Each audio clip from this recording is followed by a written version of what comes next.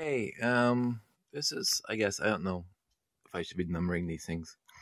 Um, we talked about the rocket launcher. We talked about the observation deck. Um, Basically, I'm just going through my boxes and the rocket launcher, the rocket launch pad, and the observation deck, and this guy are all stored in the same box. And I'll probably show you that and how I do that in the next video. But this one, of course, is just to talk about my various buildings and modules throughout the layout. So this building was entirely made out of necessity. there was absolutely no plan originally for this building in the layout. I had the one section of the layout, and this is even before we went to downsize it to the 5x7. This is even the accent, not the accent agu, but the brick fet layout. That was the whatever, the greater than sign. But I had all these rails, all these monorails going through this section right here. That were either going back here or going over there or going over here.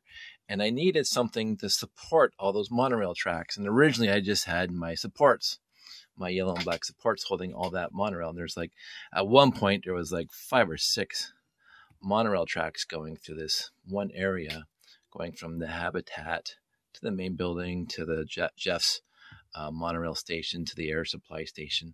And so, I mean, I love the supports, but they just looked like a whole bunch of pillars throughout the layout, and I didn't like that. It's starting to get a little overwhelming of just pillars. That's all you see when you look at it from a distance. And I'd rather see buildings. So I started coming up with something that's just a start. And so I decided to drop a building right here that would hold all the monorail track.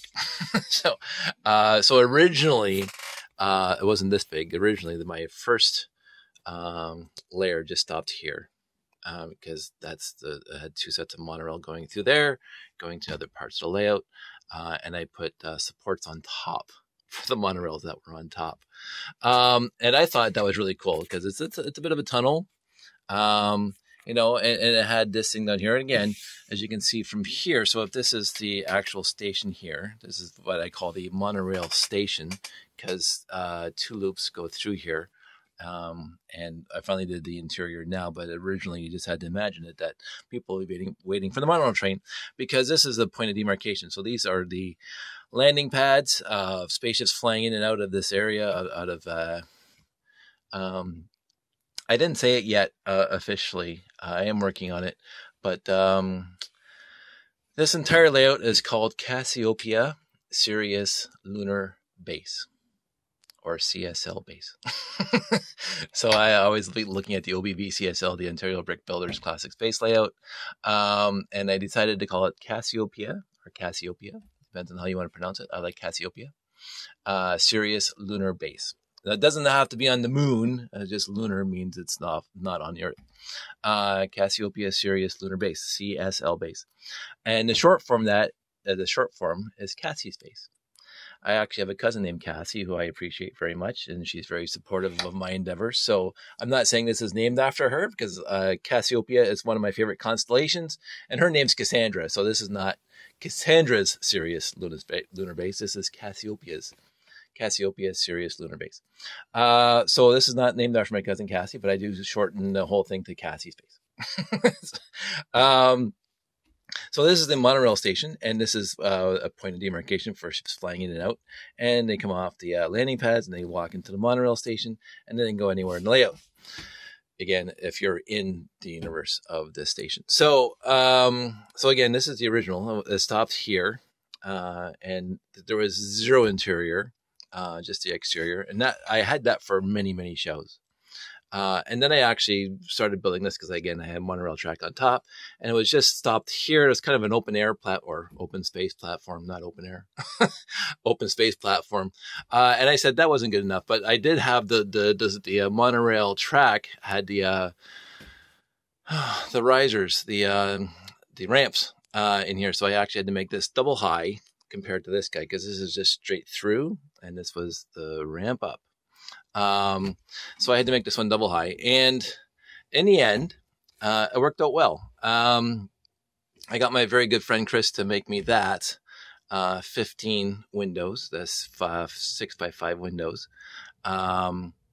Trans yellow, so he has an engraver as well as a cutter, and so he made the classic space logo across 15 windows, and I couldn't be happier. That's jealouspanda.com. Again, they're not sponsoring me. I don't have any sponsors. I don't want any sponsors, but I do talk about the people who have supported this thing.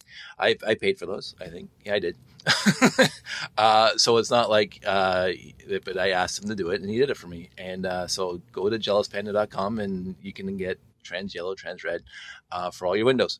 And notice they're not scratched up. Like, those are mint. You get these guys down here. They're pretty beat up, some of them. I mean, I might try to clean those at some point. But those are the originals that came with the space basis. And these are third party. But the yellow is pretty close. The trans yellow is pretty close. And I couldn't be happier to have that space logo in there. Now, the next thing is storage and moving this thing around. So for the longest time, I couldn't find a box that would fit that nicely.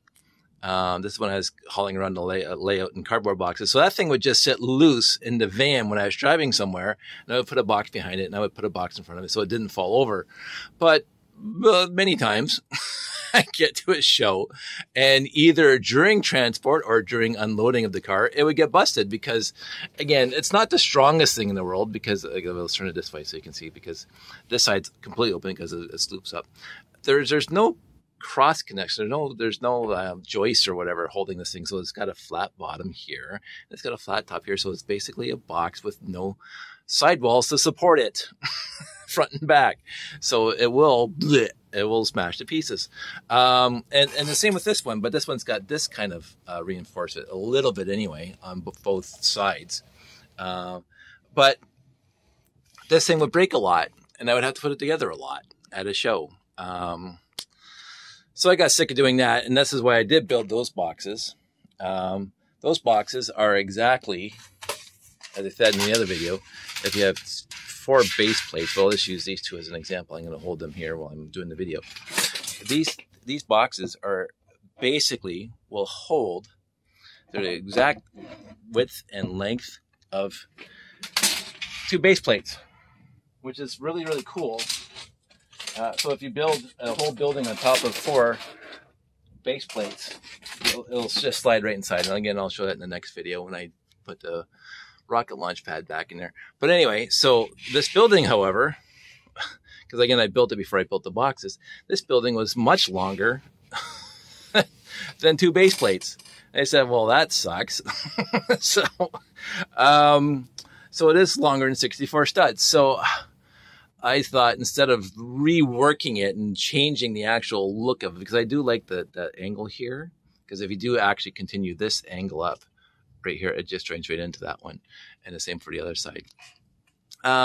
Instead of actually making this bottom one shorter so it fit into a box, all I did, and it took me one evening, is I made these things removable, the ends removable. So instead of having the nice interlocking bricks down on this side, which held this thing on permanently, the ends come off.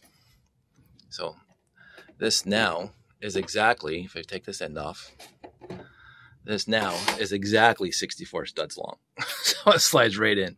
I also learned at my last show that I did at the Family Fun Fest that I don't want to pick this thing up as it is and lay it on its side. That's how it gets into the box without kind of support. Because again, there's no this way reinforcing, because it'll just cave right over. Just like any other cardboard box where you cut the ends off, it just flops over. And of course, this one just disintegrates. It completely smashed to pieces at the end of the last show.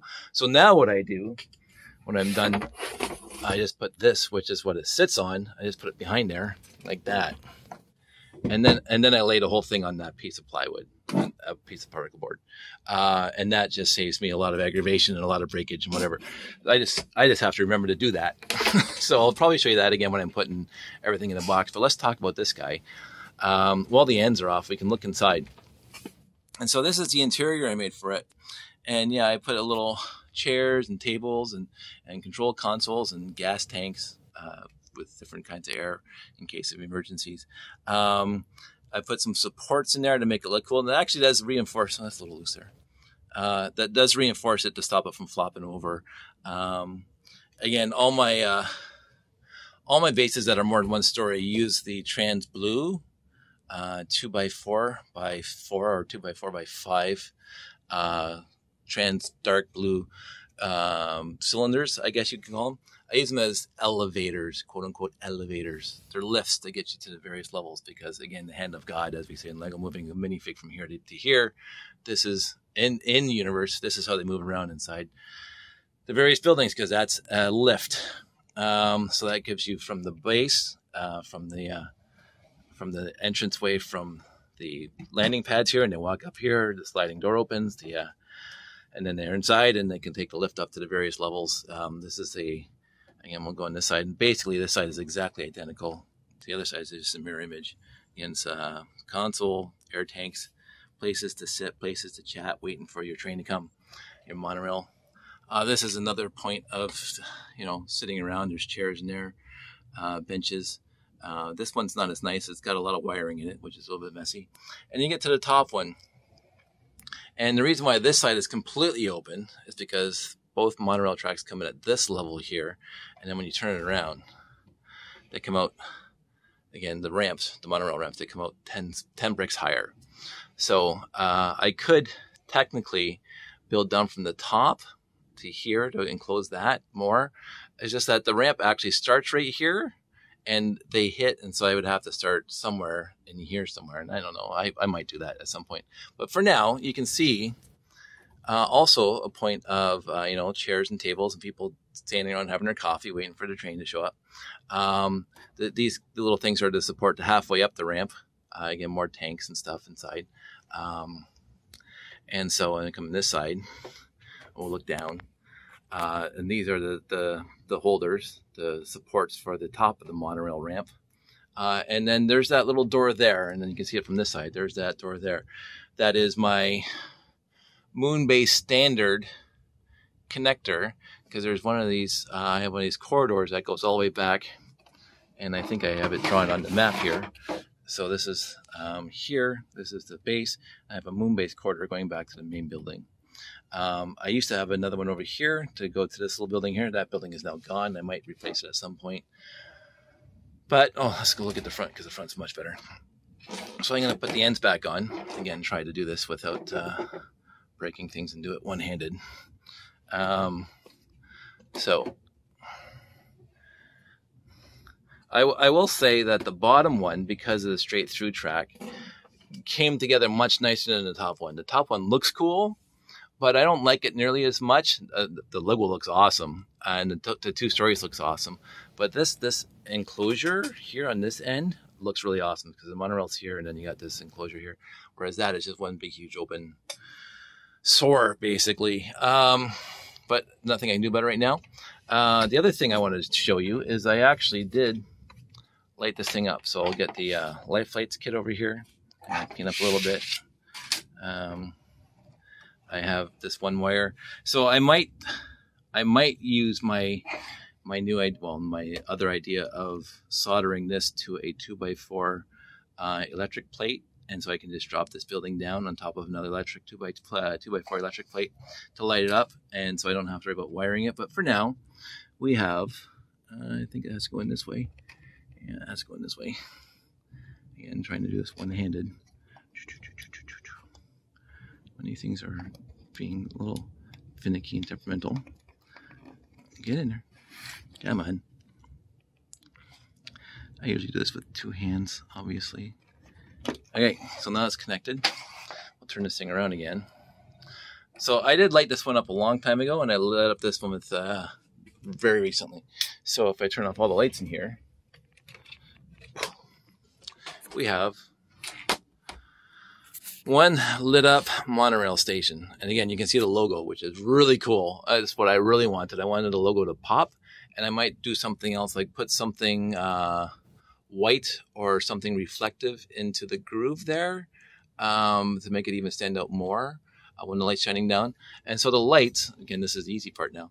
That's the lighting. So that's one Rob Hendricks. Oh, there's light burnt out. probably a bad, probably broke the wire when I was putting it back together, or during the fall when it, well, not the fall, but when it broke to pieces in the back of my car. So I have 7 of the 8 lights working, and the life lights brick is way down at the end there, and so it runs all the way down here, powering those 8 or 7 now. I might replace the other one, but it does seem to still light up. And then I have a little tiny kit in here, which 2 lights in here.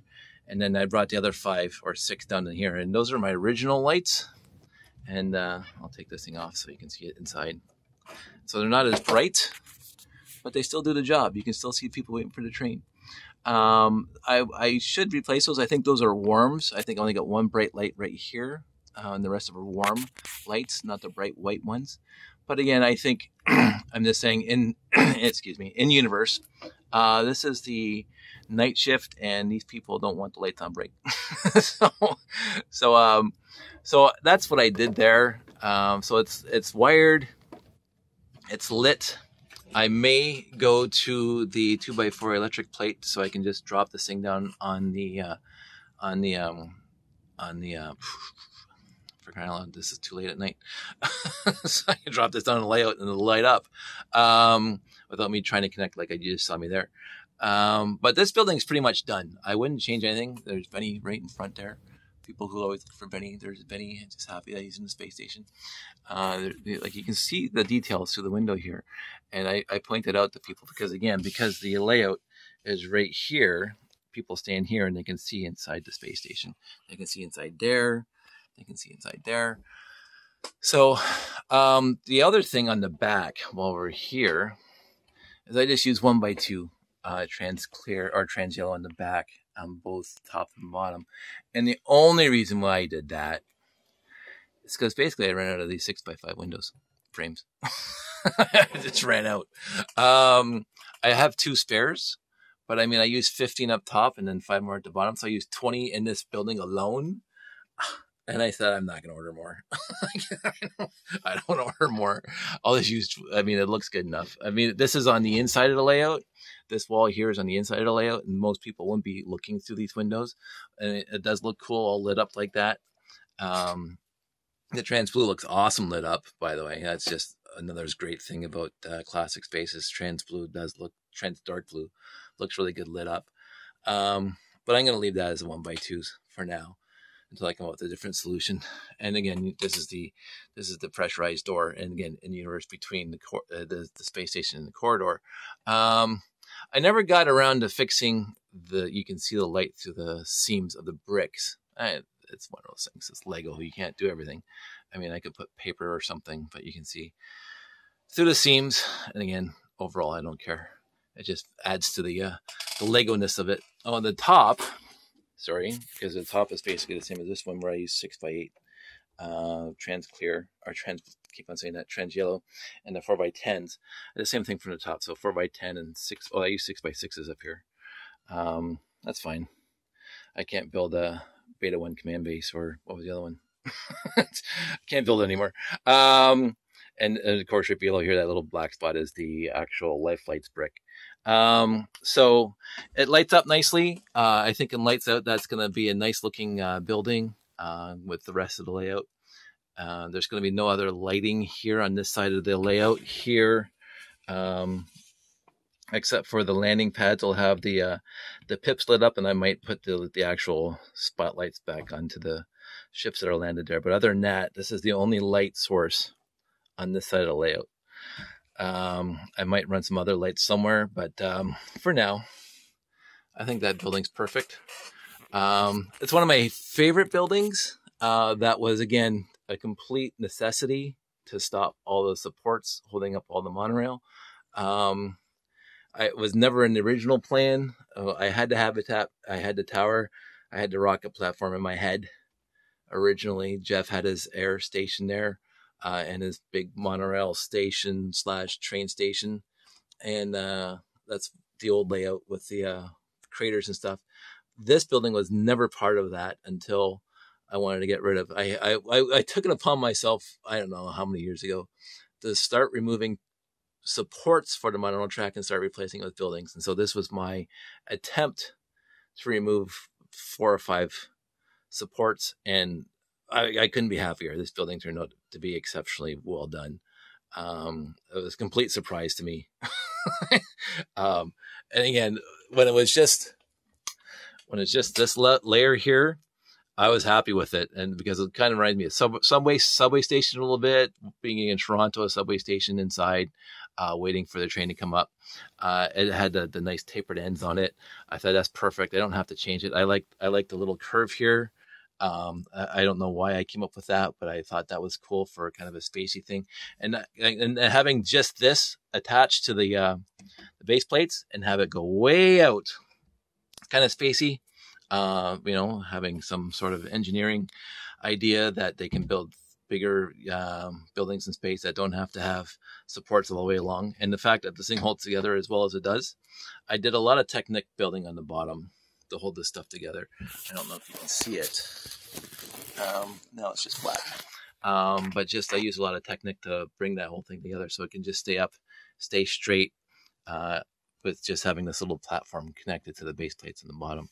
And then when I started duplicating that on top, so my moon base standard is the first level is 12 bricks tall. And that's only because I run monorail 2 bricks off the base plates, because I use a lot of crater plates and my monorail goes over a lot of crater plates. So I moved all my buildings. My first layer for monorails is the ground level. It goes up 2 bricks for the first layer of monorail, and then it goes up 12 bricks for the second layer of monorail. So it's brick 2, brick 12, brick 22, brick 32, brick 42, and all the way up. And then I made this little layout, and then I realized that there are 0 monorails at brick 2 layer. None. There's like this entire layout. I have no monorails down at the base level. So I could have done this 10. I could have done from 0 right on the base plate and go 10. But then I'd have to rebuild this, and this door would look different. It would look like that, kind of truncated. And I like this better. So I'm sticking with 12. I can adapt to other monorail, moon base layouts just by bringing a tube that goes down 2 bricks. So I'm not too worried about it. And I've never had this thing connected to another space layout, so I'm not really worried about that either. But if I actually get to a show where they want to incorporate this into a bigger layout, I absolutely have the ability to do so. I'll make it work because I love Moonbase Standard. This was also one of my inspirations for doing the entire layout, was the Moonbase. But I wanted on my own little spot to have a cohesive and universal look to it that was made by the same corporation or the same entities that would were building that. This one, I've some friends have complained the yellow, the gray. There's too many lines, horizontal lines. Again, this is like a monorail, like a subway station, and that's what I wanted. The original concept, again, just for this layout here, was that the yellow lines come through and then they go up to 5. They're 3 bricks apart and they go up to 5 around the windows, and they come back down to 3 and go all the way over to the other side. And the gray just all the way through. And so when you're on the back, you can see again, so it comes to it goes around and goes up to 5 and goes back down to 3 on the other side. When I built this guy, basically I continued that still the same thing where the yellow goes all the way across, unless there's a window. And if there's a window, it goes up to 5 and it comes back down to 3 bricks on the other side. And again, the classic space, yellow, black, yellow.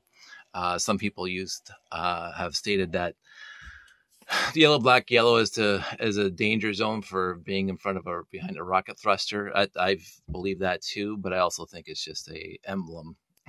Yellow, black, yellow.